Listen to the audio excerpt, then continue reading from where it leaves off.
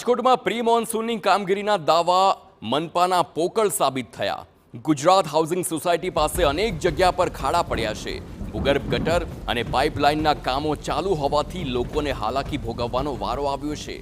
અમીન માર્ગ વિસ્તારમાં ગઈકાલે વરસાદમાં અનેક વાહનો ફસાયા હતા।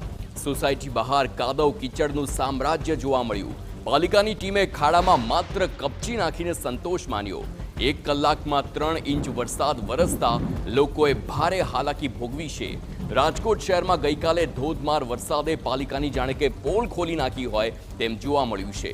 અમીન વિસ્તારમાં ભૂગર્ભ ગટર અને પાણીની પાઇપલાઇનની કામગીરી માટે ખોદેલા ખાડા અને અનેક વાહન ચાલકો ફસાયા હતા।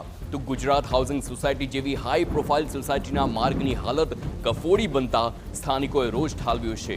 ચોમાસા પહેલા ભૂગર્ભની ગટરની કામગીરી પૂર્ણ થવી જોઈએ, પરંતુ હજી સુધી આ કામગીરી પૂર્ણ થઈ નથી।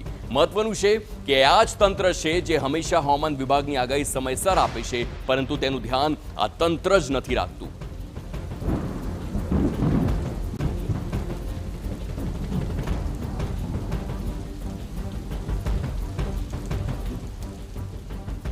પરિસ્થિતિ બધી જગ્યાએ છે ને, પાણી અચાનક એટલું જાજુ પાણી આવી ગયું ને એટલે જાજુ ભરાઈ ગયું, અને આ ખોદેલું છે ને એના હિસાબે અહીંયા ગટર ક્યાં છે અને ખાડા ક્યાં છે કંઈ ખબર ન પડે, એટલે ઘણા લોકોના વાહન ફસાઈ ગયા, ઘણા લોકો પડી ગયા, એટલે પાણી ઓસરવામાં સારો એવો ટાઈમ લાગ્યો, એટલે એ દરમિયાન ઘણી તકલીફ પડી।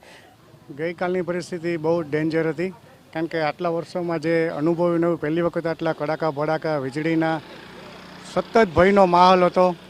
અને એકવાર તો આ બાજુ આ વિસ્તારમાં ખોદકામ ચાલુ છે, પેલું ભૂગર્ભ ગટરનું, સતત ભય રહે છે પડી જવાની, ઈજા થવાની। તો મારું એવું કહેવું છે કે અત્યારે ચોમાસામાં શરૂ ના કરવું જોઈએ આ કામ।